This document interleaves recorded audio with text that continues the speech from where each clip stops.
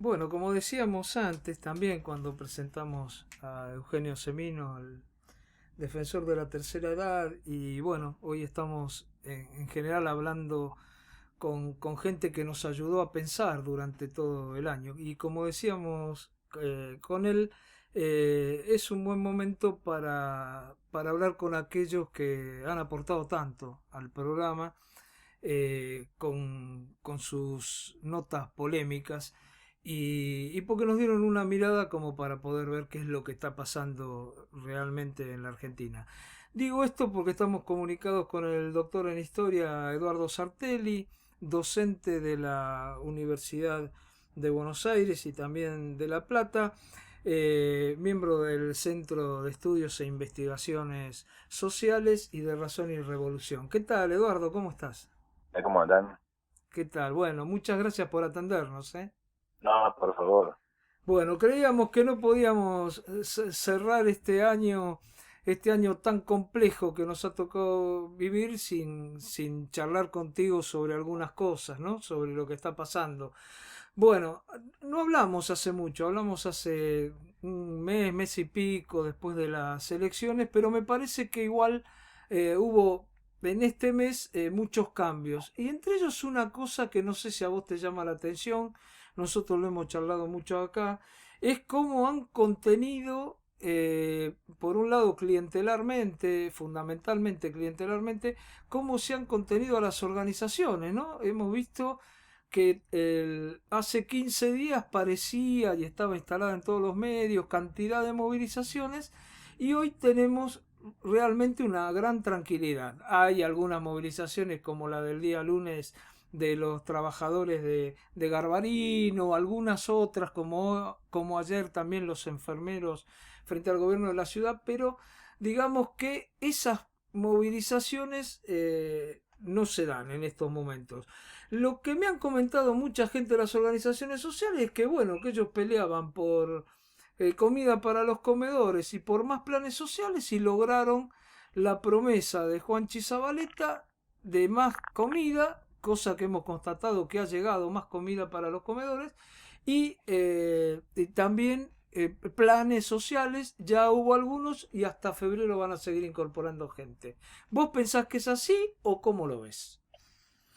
Mira, hay siempre, como siempre que examinamos coyunturas, es importante meterse en una perspectiva estructural, en una perspectiva de más largo plazo, y tratar de ver si se ha producido algo nuevo, ¿sí?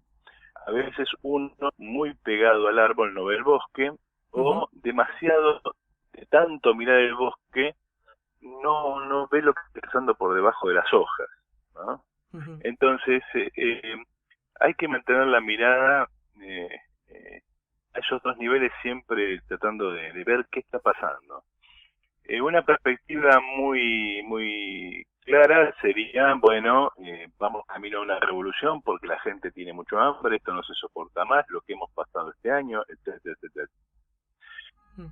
Esa perspectiva, sí, de mirar todo el bosque, pierde de vista que si eso fuera tan sencillo, Haití sería socialista hace 150 años por lo menos, eh, y que la Argentina ha vivido momentos de crisis muy aguda y no hemos visto, no sé, salvo en el 2001 para acá, no hemos visto situaciones convergentes a esa perspectiva.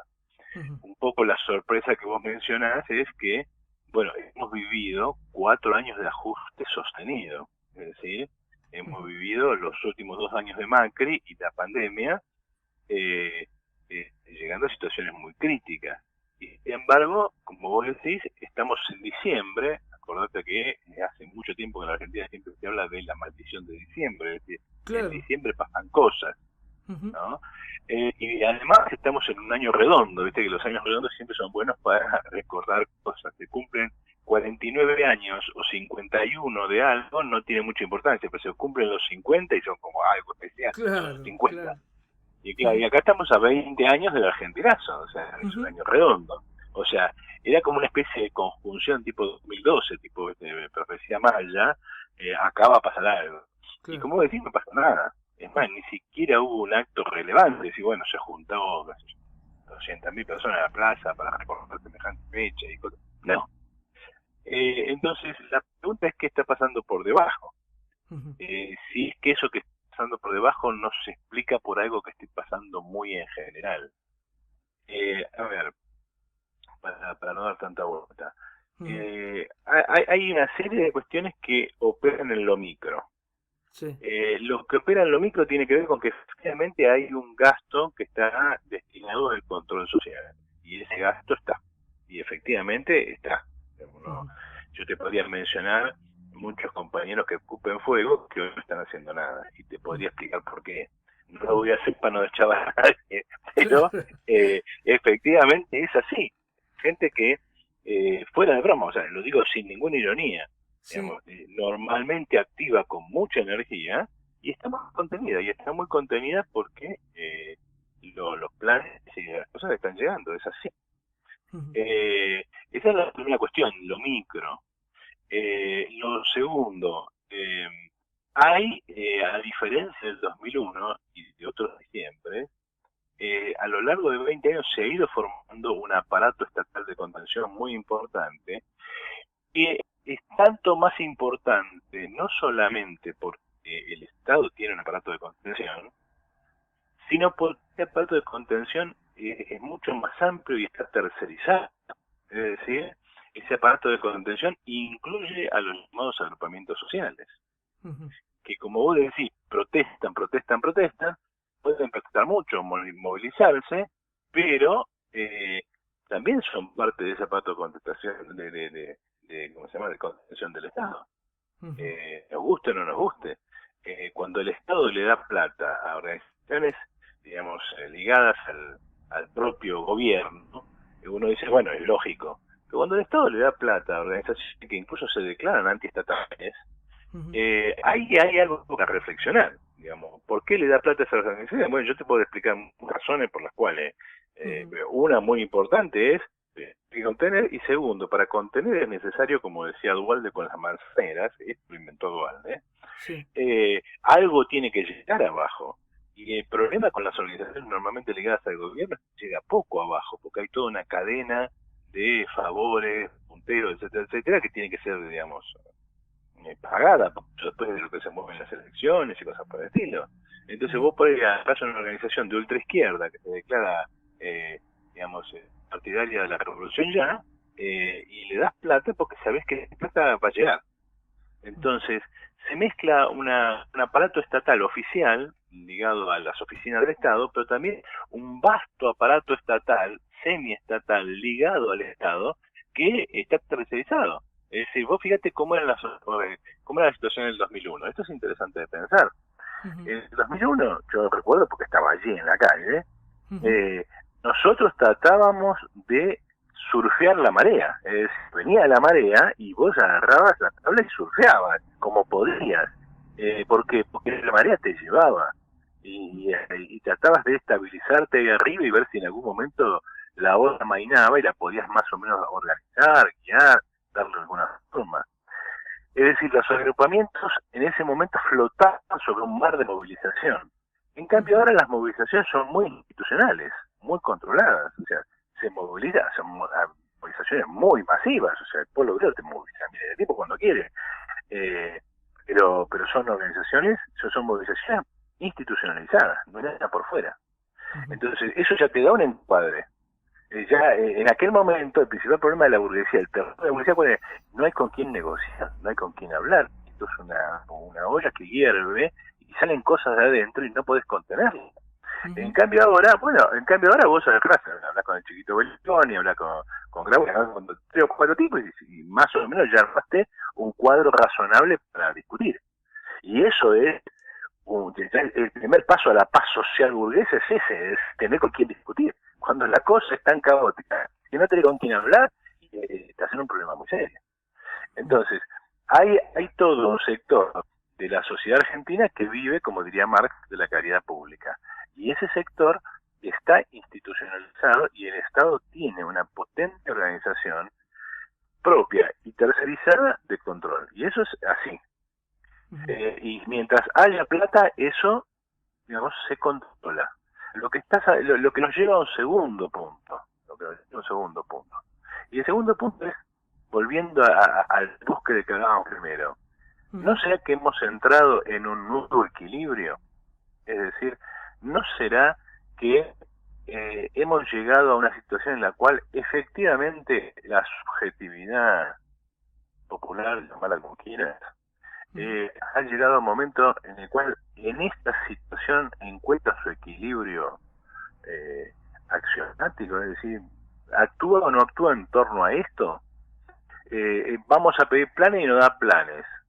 Vamos a pedir, bolsones de comida y nos dan bolsones. Y eso ya es, no hay ninguna otra cosa más. Vos pensás que en los años 70, por infinitamente menos que eso, colgaban gente de la Plaza de Mayo. ¿Cómo me vas a dar un bolsón de comida? ¿De qué estamos hablando? ¿Cómo que me vas a dar un plan social? ¿De qué estamos hablando? ¿Entendés? Un obrero de Citrac-Citram, un obrero de Les Mata Córdoba, un obrero de Cinturón. De Fate, sí, claro. Pero te hubieran mirado como diciendo, ¿de qué me estás hablando? Para, no te puedo decir ni sí ni no porque no estoy entendiendo lo que me decís. Entonces, eso nos lleva a tratar de entender cómo funciona la lucha social y cómo funciona la conciencia de clase y cómo las masas reaccionan ante los hechos. Porque uno piensa, estamos muy mal, esto tiene que explotar. Bueno, depende cómo lo pienses, porque si vos lo pensás en el 2003-2004, la situación no era muy diferente a la situación bajo Menem. ¿Sí? Es más, en el 2011, el mejor momento de kirchnerismo, si vos querés el 2007, el punto más importante de la crisis del 2008, cuando vos repasabas las organizaciones, los indicadores sociales, no te daba algo demasiado distinto de la convertibilidad.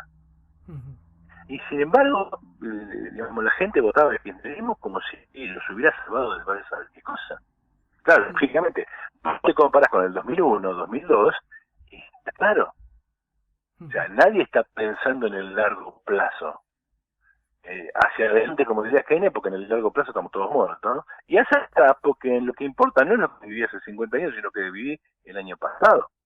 Entonces, primera cuestión, la gente no va a reaccionar en función de una especie de deseo histórico. Porque si no, con ese razonamiento, los docentes tendrían que estar incendiando todas las escuelas, que en 1930 el sueldo inicial de un docente era exactamente el doble de un sueldo de un docente por el mismo cargo y con la misma antigüedad actual. Y en 1914 era el triple. Entonces no es que se razona de esa manera, esa idea de que cuanto más miseria la gente va a reaccionar más. No, el movimiento social es bastante más complejo que eso. Claro, entonces, no es cuanto peor mejor, ¿no? No, es que no, o sea, a ver, la economía explica situaciones, explica coyunturas, explica por qué la gente está mal, está bien. ¿Qué hace la gente con su malestar o con su bienestar? Es otra cosa. Claro. Porque si no, con ese razonamiento, claro, porque es, digamos, si no, es un materialismo vulgar, elemental. O sea, basta seguir un listado de precios, una lista de salarios, y entonces ya sabes cuándo viene la revolución. Eso es una tontería. Claro. La lucha de clases es mucho más compleja, no se explica directamente por la economía, y la conciencia de la gente, digamos, es bastante más compleja que simplemente esto. Hay eventos que organizan la subjetividad por un largo plazo. Entonces, todo ese tipo de cosas, cuando vos empezás a analizar, te vas dando cuenta de que este 20 aniversario del 2001 no parece tener la energía que tenía ese 2001. Primera cuestión. Segunda cuestión. Y ahora vamos al revés, para el otro lado. Es decir, vamos a argumentar en contra de esta imagen aparentemente quietista. Lo que se viene. Y bueno, lo que se viene no es muy alentador desde el punto de vista burgués. Sí. Y hay un punto en el cual, digamos, la cosa puede dar pie para otro tipo de situaciones. A ver, ¿cómo sería? ¿Cómo sería? Y vos pensás lo siguiente, acá hay una cosa que ayuda a la paz social en este diciembre, es que después de un 2020 muy, muy malo, sí, el 2021 ha habido una recuperación económica. Sí. Es una recuperación económica, como se señala, como el rebote de gato muerto. Pero otra vez volvamos a la situación anterior. Vos te comparás con el 2020, comparás el 2021 y no podés decir que estás igual. Claro. Ha habido un crecimiento de actividad económica de 9-10%, estás por debajo del peor año Macri, ¿sí? Con lo cual no sé qué festejamos, pero otra vez, ¿contra qué te comparas? ¿Contra el 2019 o te comparas contra el 20? Y vos te vas a comparar Claro. contra el 20. No, y aparte si Entonces, tomás contra el 17 peor. La pobreza en el 17 fin de año era del 25,7%. Estamos en el 40 y por pico. eso, entonces es más, si vos comparas la caída de la recesión Macri es mayor que la caída de la recesión 2020. Entonces, ¿contra qué te comparás?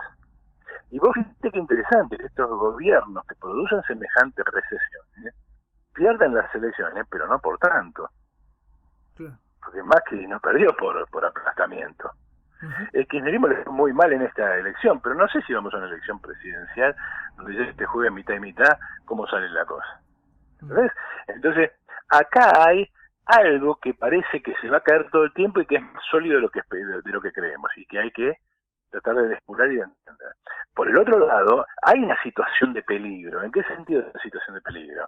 Que, bueno, a todas luces vistas, salvo que pase algo en el mercado mundial, el año que viene va a ser igual o peor que este. Claro.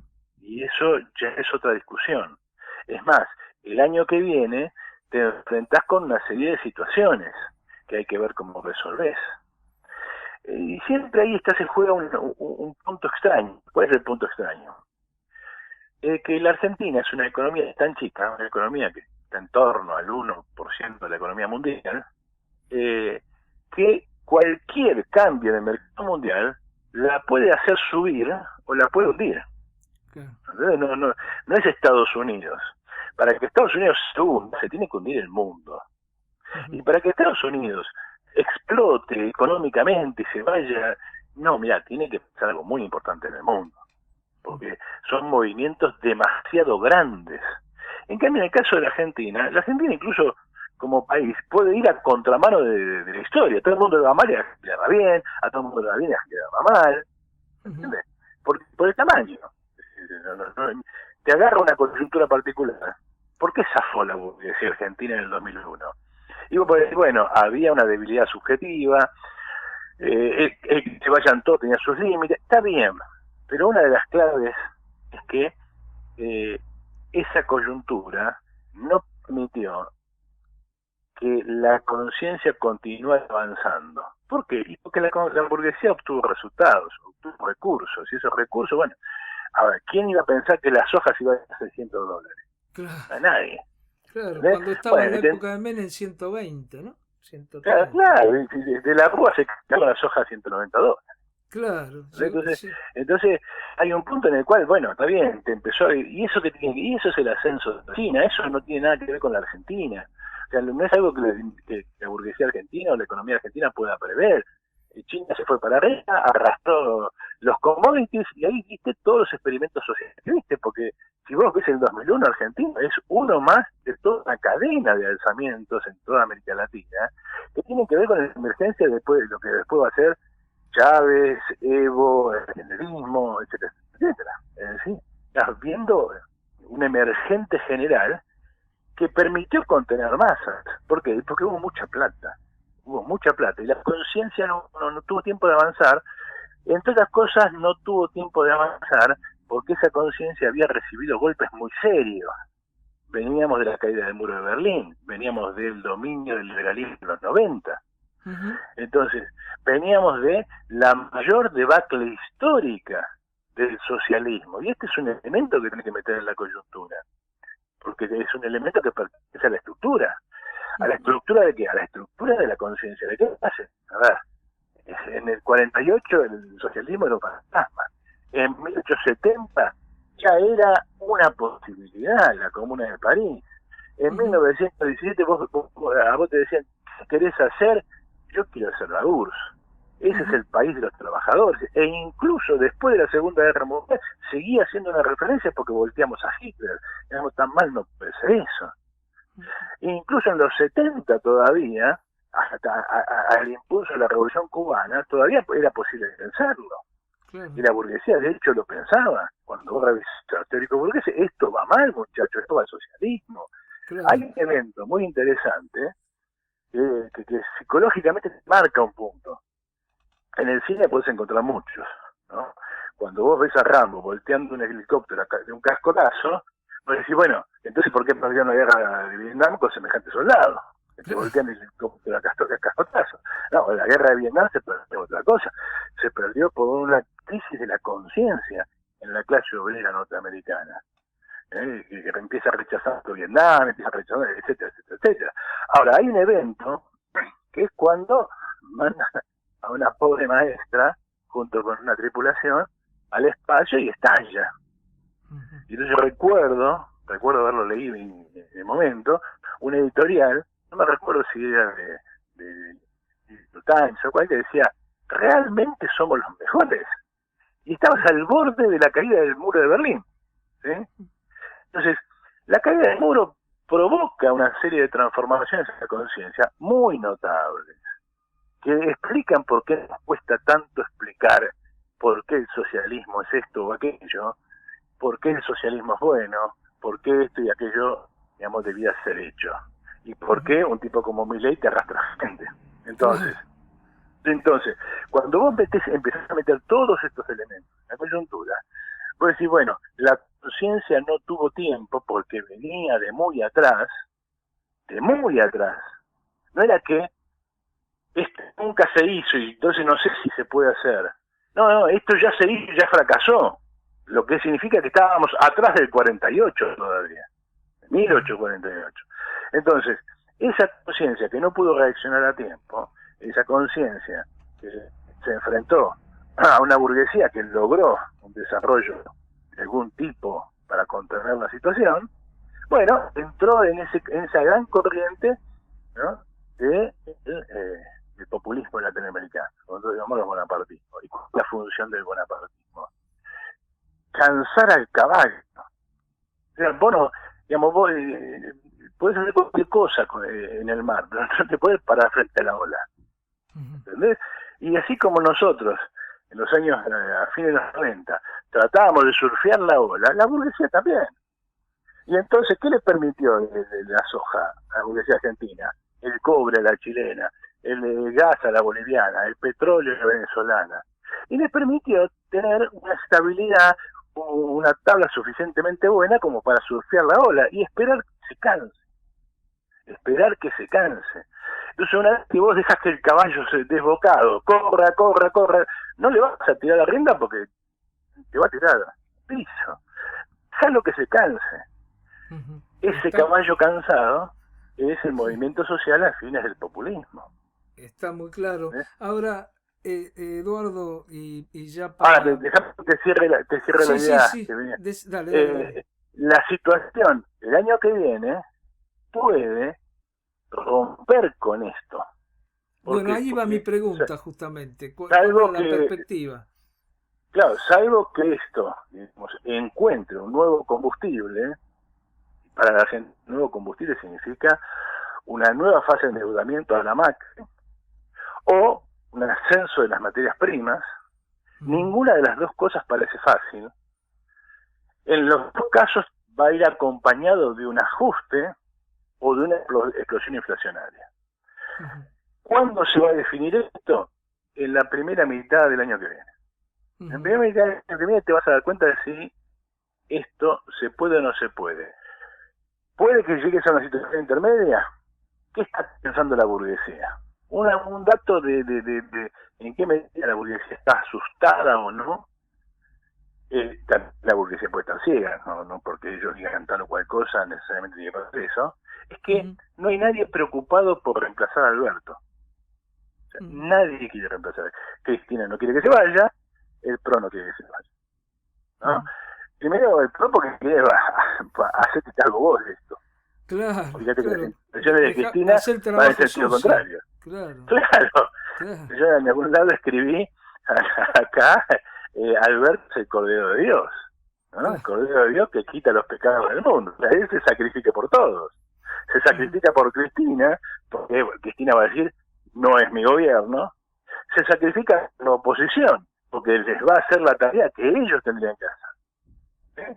Entonces, bueno, digamos, Alberto parece ser el Cordero de Dios. O sea, que todo el mundo lo ha elegido, ¿no?, como el hombre, esa película del hombre el hombre de Wickerman, el hombre de paja, que no sabía que él era, iba a entregar el sacrificio. Bueno, acá, digamos, Alberto funge eso. Por eso nadie lo quiere echar.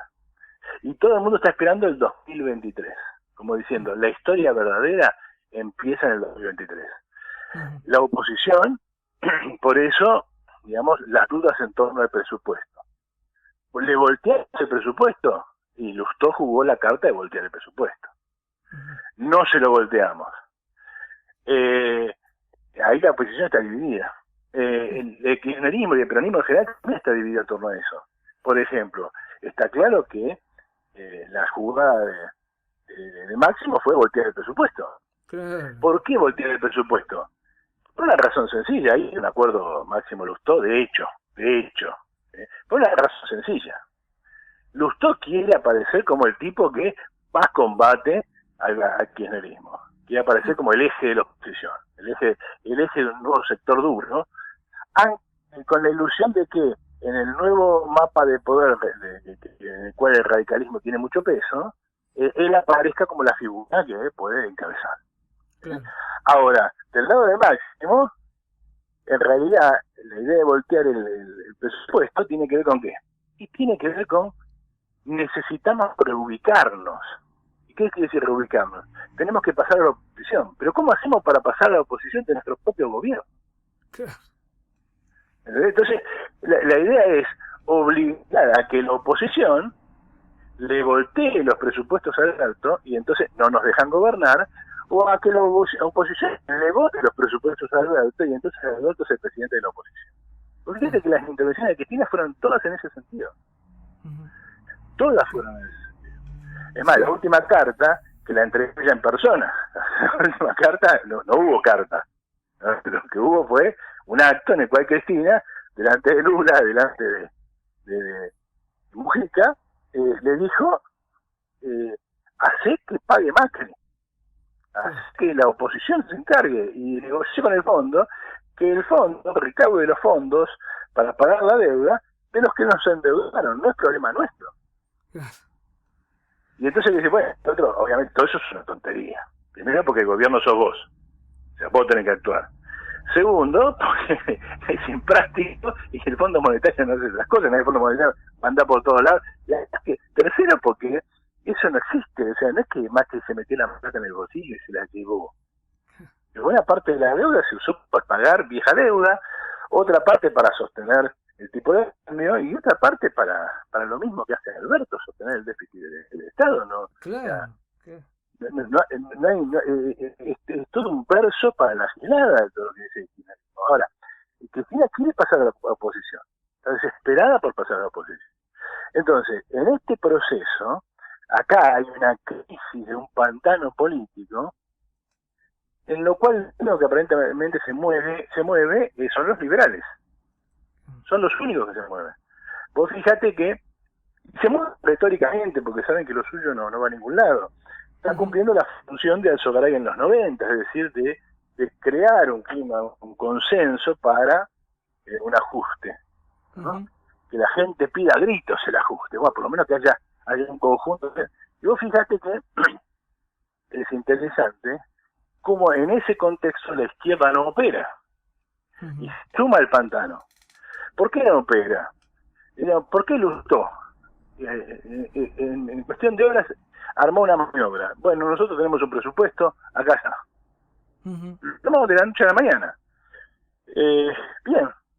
¿Por qué la izquierda no armó su presupuesto? ¿Por qué no salió a batallar por eso? ¿Por qué no sale a decir, queremos esto y vamos a la calle a agitar por esto? Está muy claro, se nos fue el tiempo, estamos hablando hace un rato y yo te diría si podés cerrar un poco porque creo que ya el concepto en los oyentes ha quedado. Bueno, para sintetizar, estamos en última imagen, en un pantano. Estamos en un pantano económico, estamos en un pantano político y mi duda y mi temor, con eso arranqué, es que estemos en un pantano social. Es decir, que no haya energía social que le ponga un límite, rompa este impasse en el cual estamos metidos. Lo que yo creo que va a definir en dónde estamos parados de acá a los próximos años es el próximo semestre. El próximo semestre va a ser crucial. Sobre esa base veremos si esto que tenemos ahora es una especie de paz antes de la tormenta. Yo tiendo a creer en este escenario. Estamos en el ojo del ciclón, digamos, falta la segunda parte, o si en realidad vamos hacia un nuevo equilibrio. Y ahí también, insisto, va a depender mucho de la situación mundial. Es decir, vamos a una década ganada, como siempre, y como hemos descrito, un escalón todavía más abajo de la etapa histórica anterior. Eduardo, yo como siempre te quiero agradecer mucho y bueno, que hayas podido acompañarnos varias veces este año para que los oyentes puedan escuchar una voz diferente a las que se escuchan en todos lados. Te mando un abrazo grande y que tengas un muy buen año el 2022. Un abrazo grande para ustedes, gracias por llamar siempre y para los oyentes, el mejor año posible para el 2022. Bueno, en el 2022 esperemos poder seguir molestándote. Un abrazo grande. No es ninguna molestia. Muchas gracias. Un abrazo grande. Hablamos con Eduardo Sartelli, como siempre tan polémico pero muy claro. Bueno, debe ser la de formación profesional, ¿no? Porque es profesor de la universidad. Y ha dejado muchas cosas para la polémica y muchas cosas para que podamos seguir pensando sobre lo que ha pasado y lo que puede pasar en nuestro país.